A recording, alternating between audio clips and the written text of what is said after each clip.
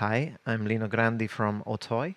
In this video, we're going to describe vertex displacement in Octane for Blender. So this is the second part of the two parts video about displacement in Octane. In the first one, we described texture displacement. So it's now time to get into the vertex displacement, which solves some of the issues you may encounter when using texture displacement. Let's get started. Let's start adding a simple plane. Okay. So while texture displacement is based on voxels, so basically you don't need to subdivide the mesh you're using.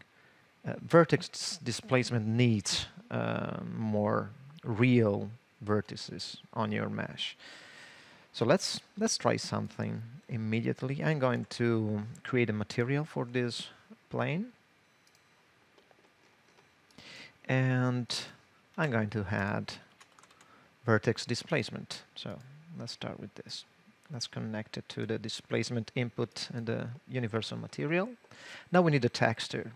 For the texture, I'm going to use a megascan displacement. So let's choose a material. I mean, can really be anything. Let's see. I like this one. Let's go into the asset files. So just open, the folder, and I'm going to import the displacement texture in EXR format, which offers more depth, so I prefer it over the JPEG. Also, I'm going to change the gamma to 1 since we're dealing with basically high depth data. And something else which is very important to notice is that right now I'm using an image color node, which is not needed. In this case, it's better to use a float image texture node, which lets you use less memory for just to store the image and calculate the image. And when you're dealing with the GPU render, of course, RAM is very important. So if you want to optimize, you should replace this node with a float image texture node.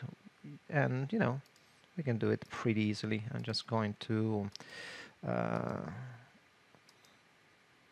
just select the image we already have loaded and get rid of this old color node. So all I have to do now is to plug the float image texture image with our displacement image texture into the vertex displacement, which is already connected to the displacement input of our universal material.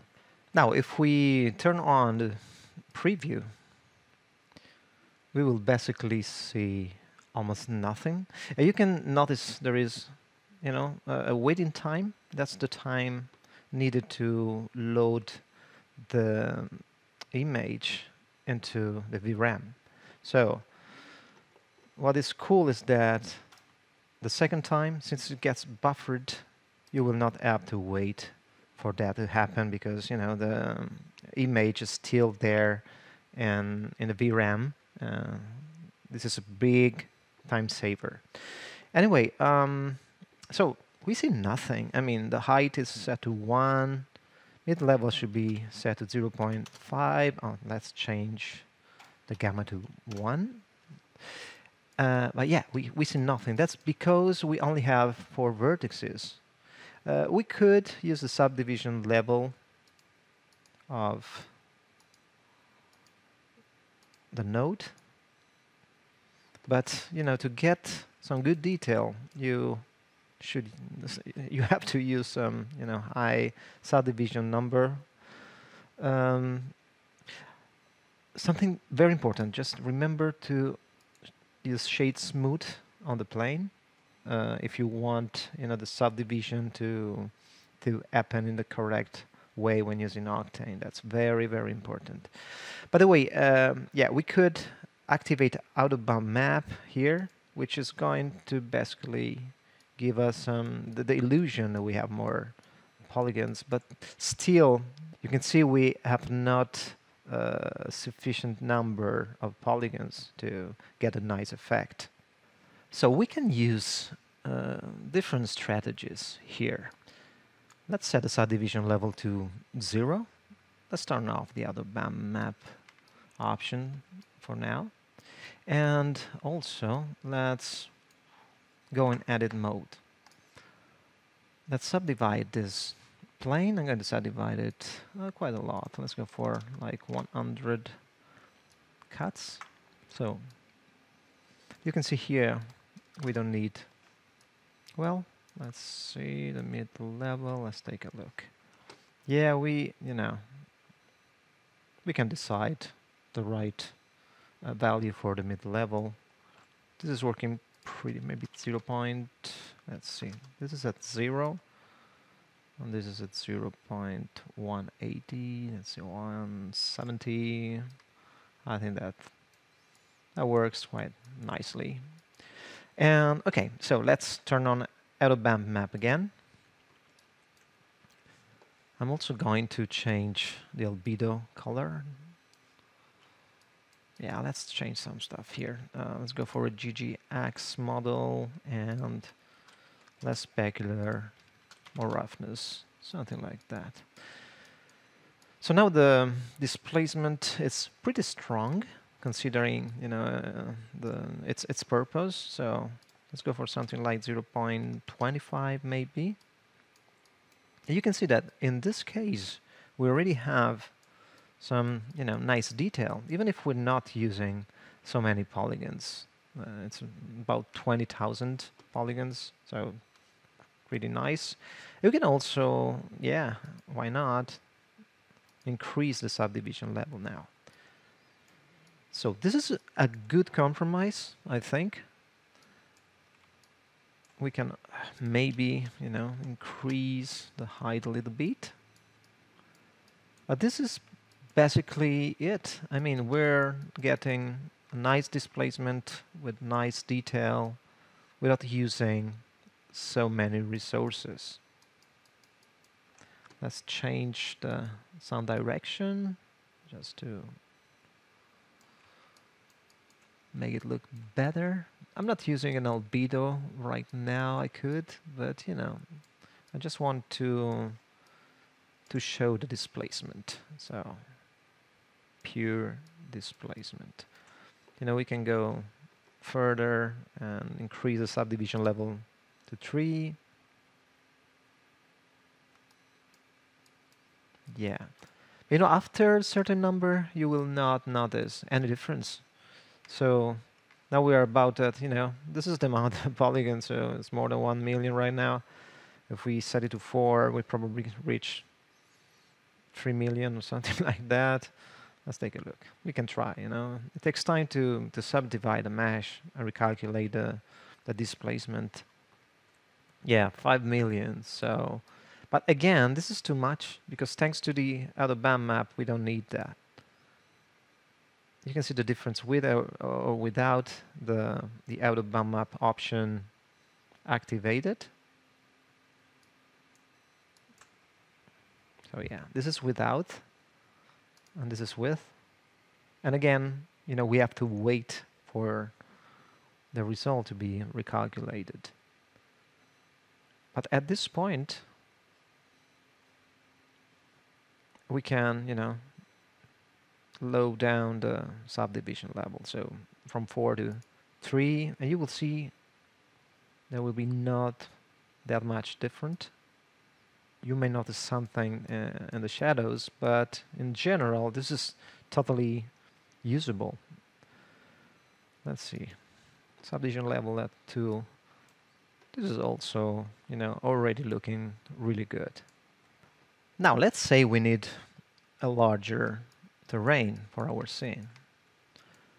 We could add a 3D transform node, attach it to the transform input of the image, and just change the scale to like 0.5 or 0.25. Now the problem, we have of course two different problems. The first is that the height now is too high, so let's divide by 4 to respect our initial height. And you can clearly see the tiling, right? So how do we solve that? Well, it's pretty easy. First, let's bring this back to 1 on all axes, and let's multiply this by 4 again. And we're back to our initial situation. What I'm going to do right now is to create an instance of this object. So I'm going to press Alt-D, G and Shift-Z, so we can move it, on the XY plane. And I'm going just to, move it like this, and maybe rotate it a little bit, and then I can repeat the operation and create another image. But we have this issue here, visible seams, which is not good. But even this, it's pretty easy, to solve. Let's go in edit mode. Let's select just one, yeah. And I'm going to activate the proportional option, pressing O. And yeah, I want to just select the vertex about, in the middle. Press G and Z so we can, just deform the mesh like this. And with the wheel, we can enlarge the influence of the proportional. I think that's okay. So back in object mode, now you will see that the seam is gone. And we can go on creating other instances, maybe, scale them a little bit, rotate, and do that again. So this works pretty well for creating terrains. It's pretty nice.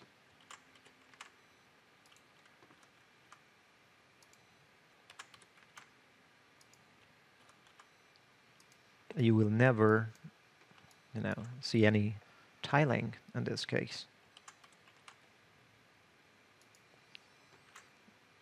You basically have full control. Maybe here we see something, but we can, again, rotate the texture totally on the other, way. So this is pretty cool. Let's go in camera mode and, yeah, let's explore what we've done, basically. You can see it's pretty nice. It really works well. Let's add the albedo. Why not? So I'm going to load the albedo in the scene. Attach it to the albedo color.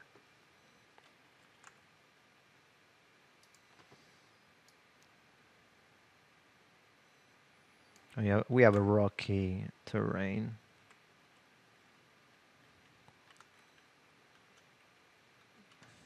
I'm going to adjust the clipping for the camera.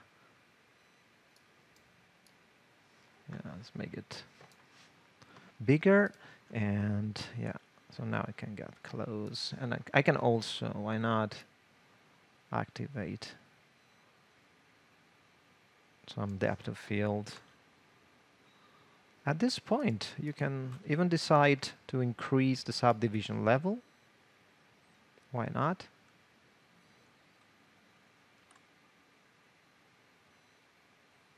But basically, yeah, that's what you get. Nice terrain, and you can go on instancing those objects. Basically, since you're using the instances, There is no memory overload, so you can really subdivide the plane as much as you want, since again there is no memory overload. Everything is related to everything is instanced, so you're not going to duplicate geometry using instances. We can also test other textures, so let's just go to the bridge, beautiful application, and let's try this. So let's go to files, let's minimize that. I'm going to basically load the displacement again, set the gamma to 1, attach it to the texture, and I'm going to do the same for the albedo. So let's replace the albedo as well. And you see, this is a different texture, so we probably, we need to change the height. Let's go for 0.1. Yeah, this is going to normalize everything. So we totally changed the kind of terrain, simply replacing the two textures. Something interesting that we can do now is to select one of the planes and duplicate it. So I'm not creating an instance this time. I'm just creating a copy of the object with Shift D, and then we can move it somewhere else.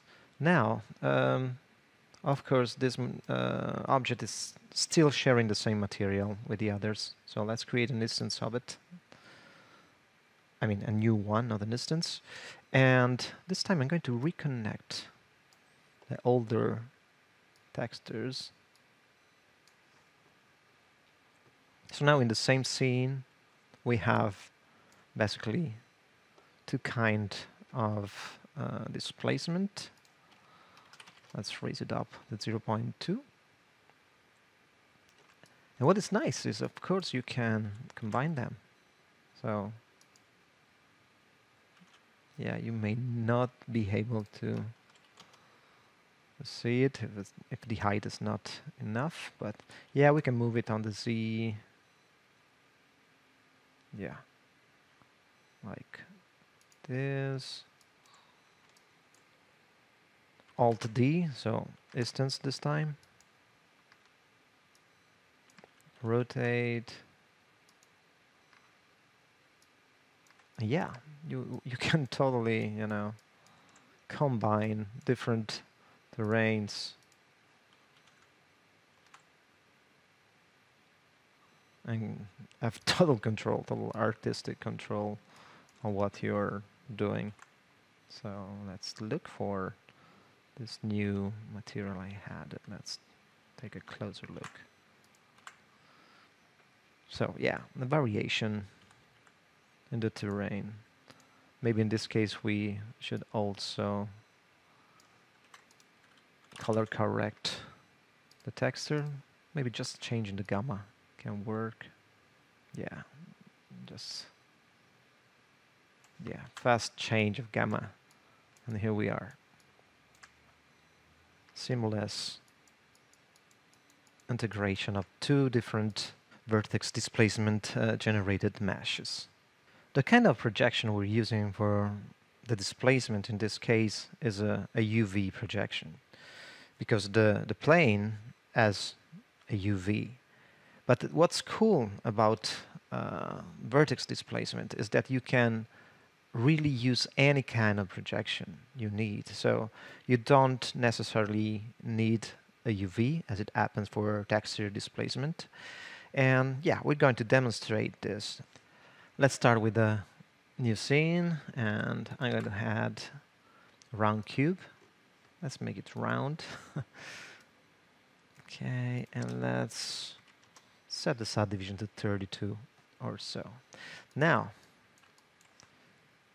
let's create a new material. I'm going to add the displacement texture we've used in the previous example. Of course, we need a vertex displacement node. Okay, all is set up. If I start the render, we see nothing. That's because there is no UV on the object, so it's not, I mean, Octane doesn't know how to map that. We need to specify a projection, so I'm going to use a spherical projection since, you know, we're basically mapping a sphere, so projection. And you can see that without UV, just using a projection, this is working pretty well.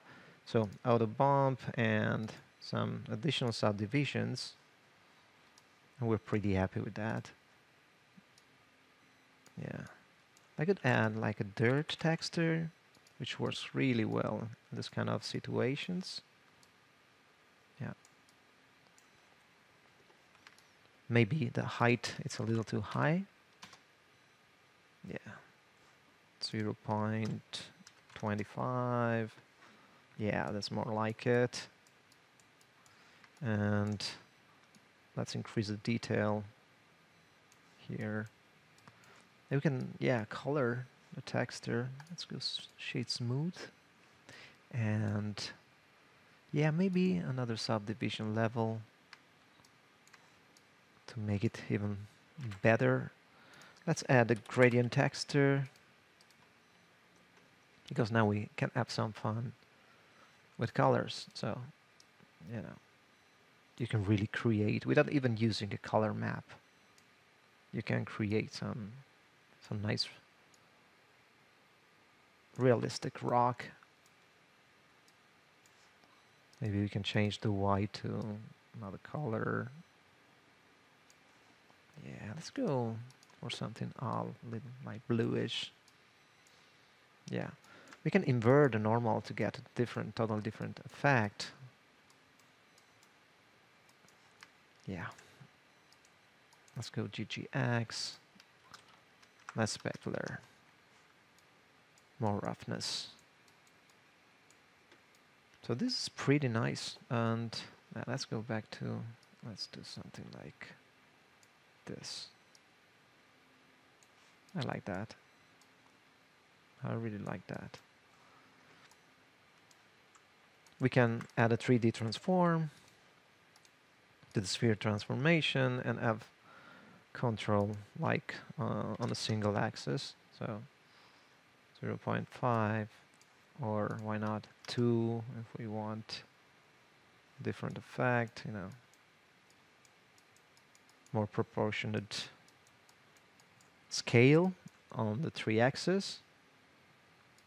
But also, why not, we can divide everything by 2, for example.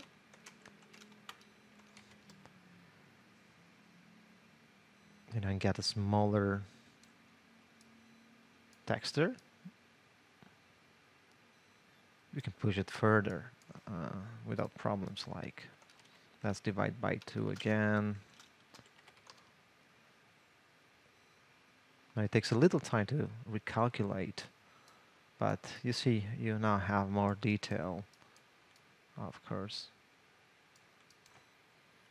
For both this example and the previous one, we've been using bitmaps for simulate the displacement. What's nice about the vertex displacement is that you can use procedurals. So let's take a look at that. What I'm going to do now is to basically detach the displacement, but also, yeah, the dirt texture. In this case, we don't need it.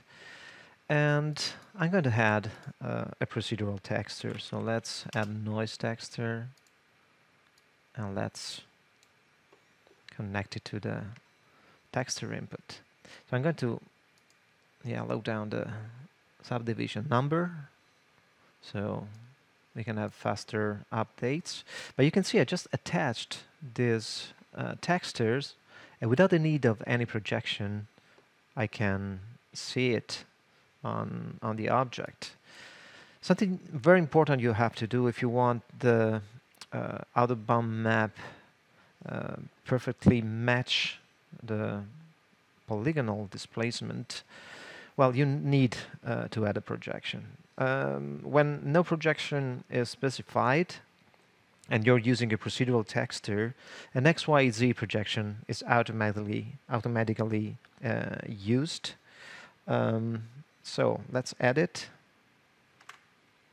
XYZ projection, here it is.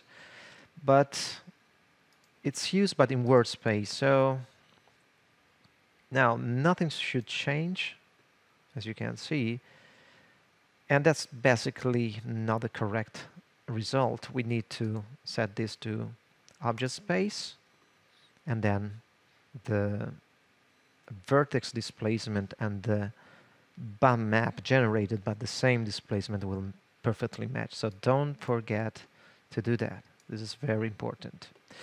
Now what I want to do is to scale this. So I'm going to attach it to the transform in the image and set these to like 2. Yeah. So what's really nice, you know what? Let's attach the dirt texture again. It's pretty nice. Maybe with invert, I don't know. No, let's leave it like that. So yeah, let's make it even bigger than it is. Like, let's go for 4, like this. And I want way more octaves, so let's go to 16. And this is a totally procedural generated displacement. So yeah, we can play, with the contrast, for example, like 0.5 or more, like this, and get different results. We can play with the gamma.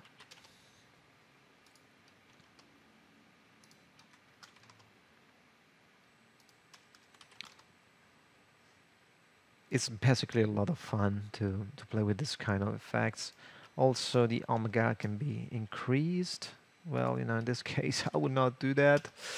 Okay, let's leave it to 0.5, and let's change Berlin to turbulence, just to see a different noise. Or why not circular? No, less octaves, just to see the difference it makes. Subdivide a little more. I don't remember if I smoothed the object, but yeah, let's do it again, so to be sure. And yeah, maybe we have too many details. This is quite nice. And yeah, let's raise up the octaves again.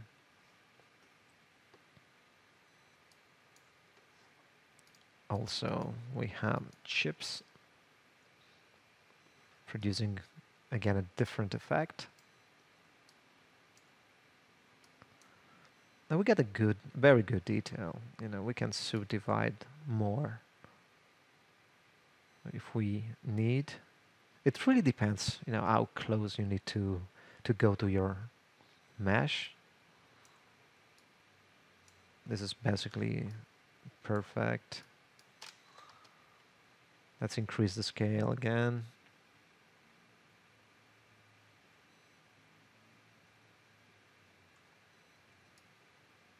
Yeah, that's cool. That's cool. I want definitely more height.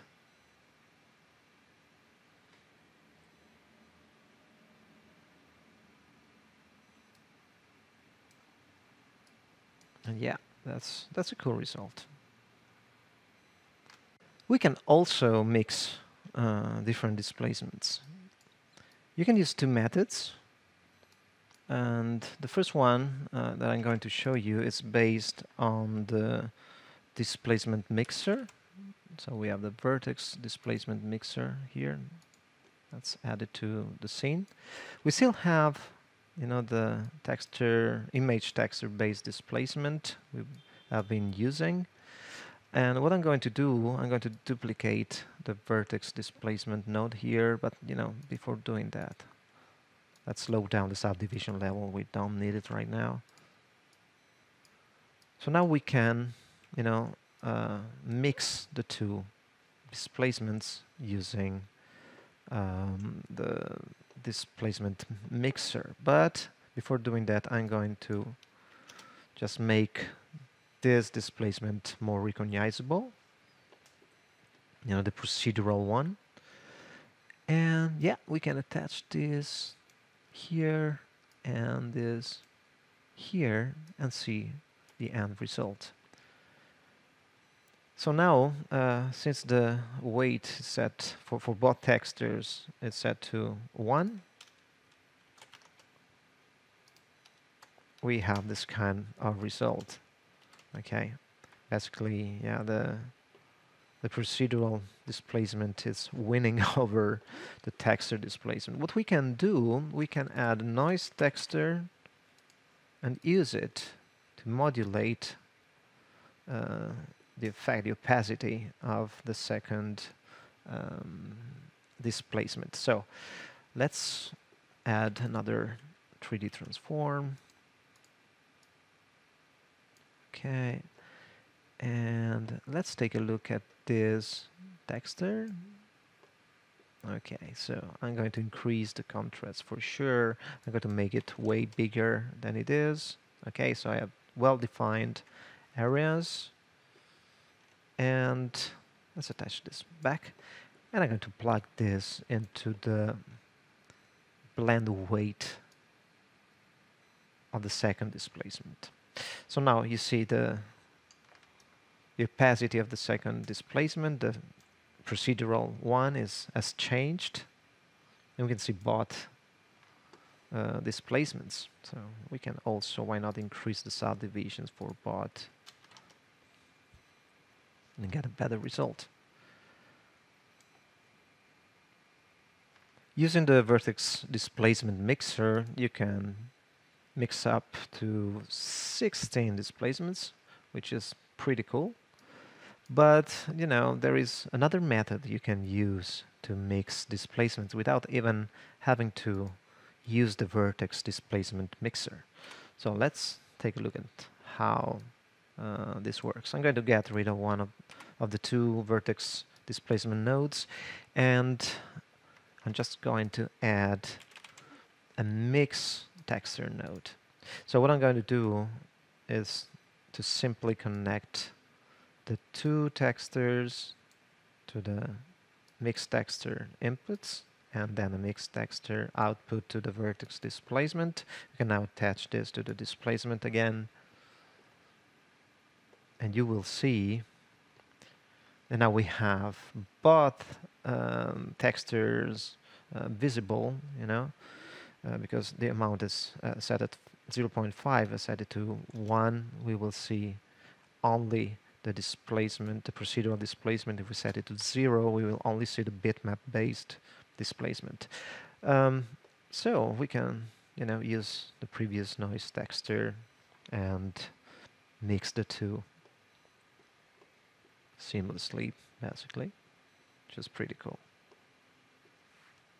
So let's make some more practical example of how you can use displacement in Octane for Blender. I will start adding a cube and a new material. So first thing, I'm going to add my vertex displacement node, and then my XYZ projection, because I want to use procedurals, so this is going to be important. And I also need a noise texture, so that's it. Texture and the projection here. Let's add a 3D transform node, so we can control our texture. I'm also going to change the purling into chips, so to get something different than what noise offers. Oh, you know what? Let's start with Perlin so we can see, we can better see the difference. So again, we have no effect right now because of the subdivision level. So let's increase the subdivision level. Right now, we can, yeah, take it to something that's like 6. And I'm going to change the scale to 4. Yeah, 6 looks quite nice. Also the octaves, let's increase those. And let's activate auto band map. So we have this result, which is pretty interesting because, you know, it's just a box at the end with a procedural applied. What I want to do now is to add a dirt texture. So we can attach it directly and maybe invert the normal. No, let's leave it like that and increase the details. And also add a gradient. So I'm going to add a new color, something like this. Yeah, this looks pretty good to me. Maybe we can increase the black like that. More white. Okay. So we have created this rock and let's change to chips so we can get something way different than before. And also the height probably is too high. Yeah, like that. I'm going to increase the scale to 8. Yeah, so now what we can do is edit this object. Like I'm going to extrude this face. And you can see that basically you are modeling in real time with the displacement applied. I'm also going to change the lighting a little bit. Yeah, something like this is good. And yeah, I mean, I can inset this. I can extrude it again. Start creating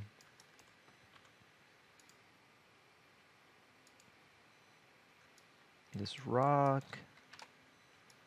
Let's extrude, move, rotate.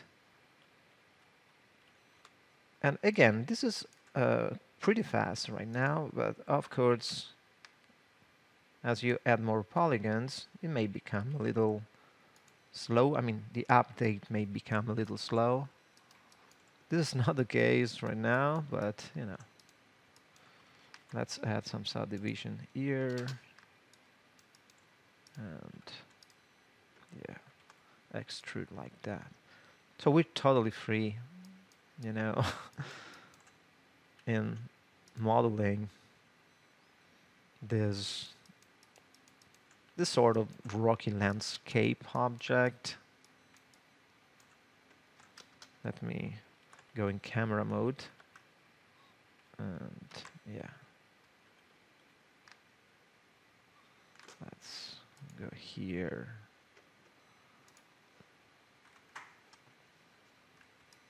Also, the specular is really high. I like GGX mode. And from the camera, we can get some, you know, depth of field. Also, we can change the focal length. So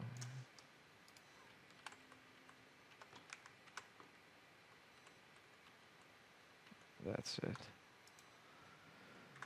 So in no time, we created something nice. We can increase the subdivisions if we want.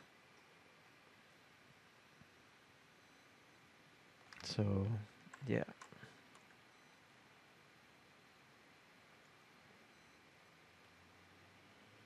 That looks pretty cool to me.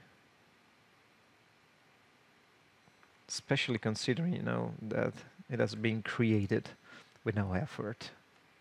We can use a similar technique with other Blender tools. So let's get rid of this object right now, and let's add a metable, for example. So metable, here it is. And I'm going to assign the same material to the metable. So probably now the subdivision level is really high. So let's wait for, for Octane to calculate the displacement. And you can see at level 2, it should be pretty fast. You know, I can move the metable around and get it updated like this. Maybe subdivision level 3, it's still manageable and looks better. So let's duplicate this metable, and you can see it's you know, it's pretty cool that you can do something like that.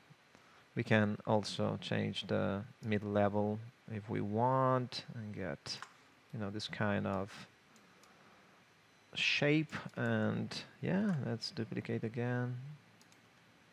We can also add, why not, different shaped metables like plane.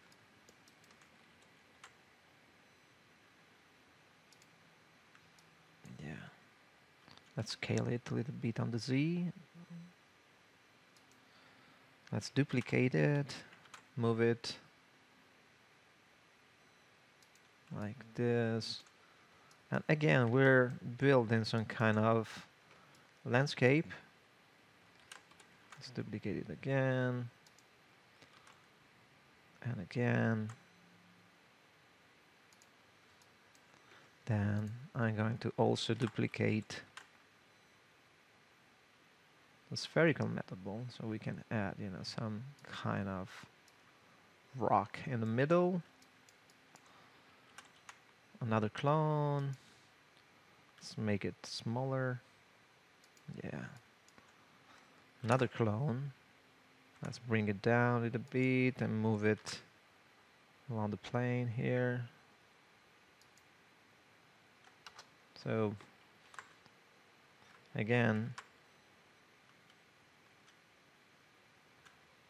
we have created sort of landscape, this time using some simple metables.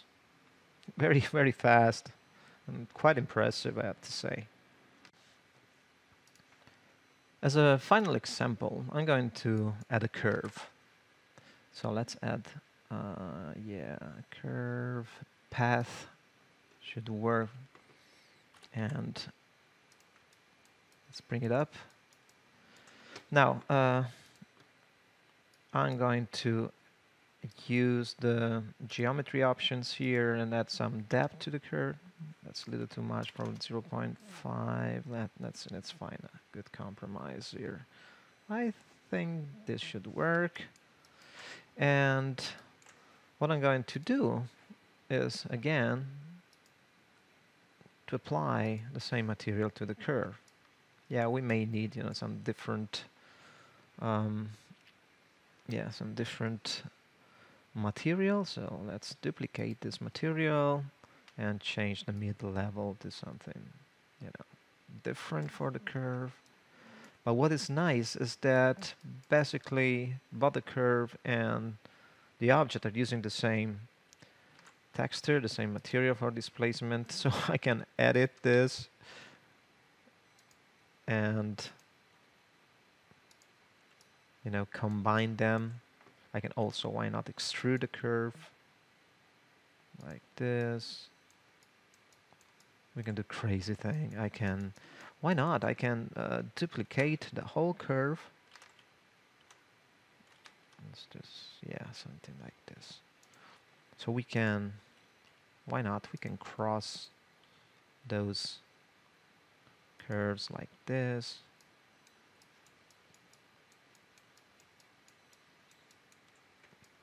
And I'm going to do this as well. We can change the radius, so it can be, you know, smaller, or it can be bigger like this. Okay, I like that. So again, a quick method to create some pretty nice landscapes.